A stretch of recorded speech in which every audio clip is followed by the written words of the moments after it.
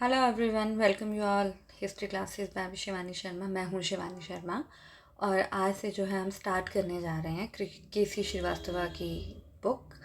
और ये ancient history से लेकर मिडिवल हिस्ट्री कुछ पार्ट ये बुक कवर करती है और इस बुक की हम डिटेल पढ़ेंगे इन वीडियोस में। हर ईच चैप्टर जो है वो पार्ट्स में डिवाइडेड रहेगा, 2 और 3 पार्ट्स में, क्योंकि ज़्यादा एक ही चैप्टर को एक ही वीडियो में कंबाइन करना थोड़ा सा हेक्टिक हो जाएगा, इसलिए हमने ईच चैप्टर जो है पार्ट्स में डिवाइड किया है। और चैप्टर वाइज चलो अब हम इसे स्टार्ट करते हैं। तो फर्स्ट चैप्टर है हमारा भौगोलिक पृष्ठभूमि, मीन्स जोग्राफिकली कंडीशन जो है हमें अपनी देश की chapter according to this book वो बताई गई है। और आज हम क्या कर रहे हैं, चैप्टर 1 कर रहे हैं, पार्ट 1 कर रहे हैं और भौगोलिक पृष्ठभूमि। ठीक है, नेक्स्ट हम अपनी स्लाइड पे आते हैं। हमारे देश में जब यूनानी मतलब जो ईरान इराक वाला एरिया है, जब वहाँ से जब वो इंडिया की तरफ आए तो इस तरफ आए, यहाँ सिंधु नदी बहती थी, तो सिंधु के किनारे जो इंडिया था दूसरी साइड को पश्चिम की तरफ, तो इस देश का नाम इंडिया इसलिए पड़ा बिकॉज ग्रीस पीपल ने, यूनानियों ने, जो कि ग्रीस लैंग्वेज में इसको इंदोस कहा। इंदोस मतलब सिंधु के किनारे रहने वाले लोग, तो सिंधु के किनारे से इंदोस से इसका नाम पड़ गया इंडिया। ओके, और जोग्राफिकली इंडिया को 4 भागों में डिवाइड किया गया, 4 हिस्से हैं, 4 हिस्से हैं। पहला आ जाता है हमारा नॉर्थ का माउंटेन वाले पार्ट, ठीक है। सेकंड आ जाता है गंगा सिंधु नदी का द्वाब क्षेत्र, उपजाऊ क्षेत्र। फिर आ जाएंगे हमारे दक्षिण के पठार और फिर आ जाएगा 4th नंबर पे सुदूर दक्षिण का एरिया, ये आ जाएगा पहला हिस्सा। फिर आ जाएगा दूसरा, ये आ जाएगा 3rd पार्ट और ये आ जाएगा 4th पार्ट। पहला आएगा उत्तर का पर्वतीय प्रदेश, जिसमें आते हैं हिमाचल की चोटियों वाला और तराई वाला वैली वाला एरिया और दलदल वाला एरिया भी वहाँ का, कश्मीर, कांगड़ा, टिहरी, कुमायूं और सिक्किम का एरिया भी। ओके, सेकंड आता है हमारा गंगा तथा सिंधु का उत्तरी मैदान।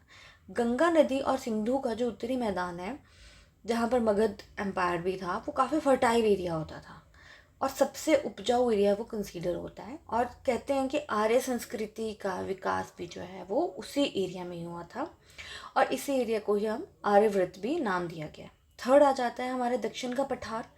जो दक्षिण का पठारी एरिया है उसमें वो आता है, नर्मदा नदी से स्टार्ट होता है, दक्षिण में तुंगभद्रा, कृष्णा और तुंगभद्रा नदी के बीच का एरिया, ठीक है। फोर्थ आ जाता है हमारा सुदूर दक्षिण के मैदान, और सुदूर दक्षिण के मैदानों में आता है दक्षिण के लंबे व संकीर्ण समुद्री क्षेत्र। जो दक्षिण एरिया के जो लंबे और समुद्र वाले एरिया हैं वो गोदावरी नदी, कृष्णा नदी, कावेरी, वहाँ के उपजाऊ डेल्टा एरिया, ठीक है।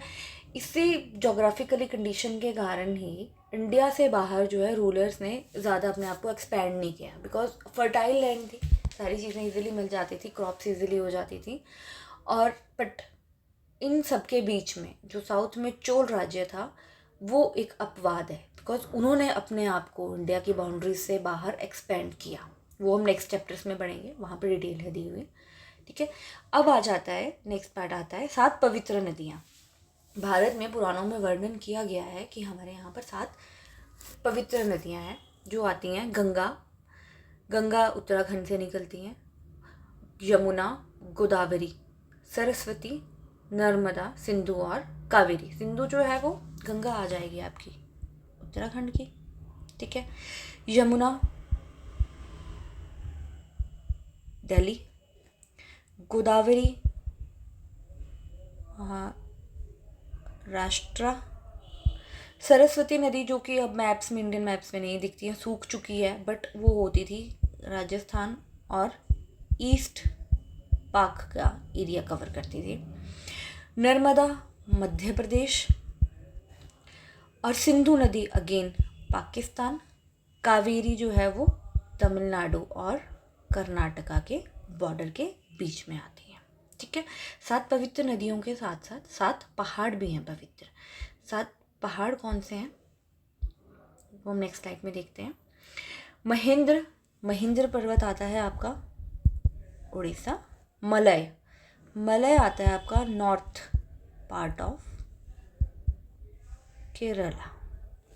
सहे आता है साउथ ऑफ केरला, शक्तिमान।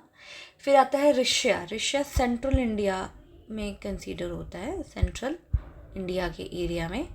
और विंध्या तो आपको पता ही है, west central area, Vindhyachal area है जो वेस्ट सेंट्रल इंडिया। उसके बाद आता है पारियात्र। पारियात्र जो है गंगा और यमुना के बीच का एरिया, गंगा एंड यमुना के। कृष्णा ने चेंज किया था नाम इसका, सोनपदा। ठीक है, पहाड़ आगे हमारे Mahendra, Malay, Sahya, Shaktimaan, Rishya, Vindhya and Pariyatra. और उसके साथ नदियों के बाद पहाड़, और पहाड़ के बाद है 7 नगर। 7 नगर कौन से हो गए, जिन्हें बोलते हैं सप्तपुरी। सप्तपुरी में आती है हमारी अयोध्या। अयोध्या जो है हमारी यूपी में। मथुरा भी यूपी में। माया, माया जिसे हम गया भी कहते हैं, वो आगे हमारे हरिद्वार, जिसे कहा गया है हरिद्वार। काशी जो है यूपी, वाराणसी एक और नाम है जो।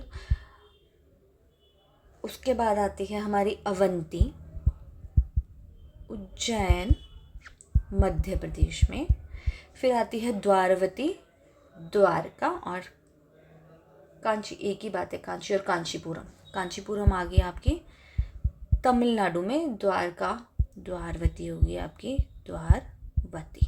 ठीक है, तो आगे हमारी 7 पवित्र नदियाँ, 7 पवित्र पर्वत और 7 नगरियाँ। नेक्स्ट चैप्टर का पार्ट क्या है, नेक्स्ट है नृजातीय तत्व। नृजातीय तत्व मतलब इथनिसिटी। इथनिसिटी मतलब कि इंसान के शरीर के बनावट के आधार पर उसकी प्रजाति को निर्धारण करना। तो PS गुहा जी ने, जो विराज शंकर गुहा, शिलोंग से थे ये, इन्होंने anthropology of human history book भी लिखी गई है, इन्होंने ही ये बुक लिखी है। और इन्होंने ही स्टडी किया था कि इंडिया में जो है वो 6 जातियां हैं और वो 6 भागों में डिवाइडेड है। डिवाइड करने का बेस क्या है, सिर संबंधी और नासिक संबंधी। मतलब जो आपके नोजल शेप है, नाक की शेप है, और जो आपके सिर की शेप है, फेस के एक्सप्रेशन, होंठ है, नाक है, उनके बेस के ऊपर ही 6 जातियों को डिवाइड किया गया है। ये कौन सी आ गई, निग्रिटो, प्रोटो ऑस्ट्रेलियाइड, मंगोलियाइड, मेडिटेरेन, वेस्टर्न ब्रोंकाइन, सेल्फियास और नॉर्डिक। ये 6 हैं। इन 6 की डिटेल जो है अगर आपको पढ़नी है तो वो हम नेक्स्ट वीडियो में कवर करेंगे। आज के लिए हम सिर्फ इतना ही कवर करते हैं। और अगर आपको ये पसंद आ रही है तो प्लीज़ वीडियोस शेयर करें, बिकॉज रेगुलर अपडेट सब आती रहेंगी। और ये बुक मैं चाहती हूँ कि जल्दी से जल्दी मैं वीडियोस बना के इसे कंप्लीट कर लूँ। Okay, thank you.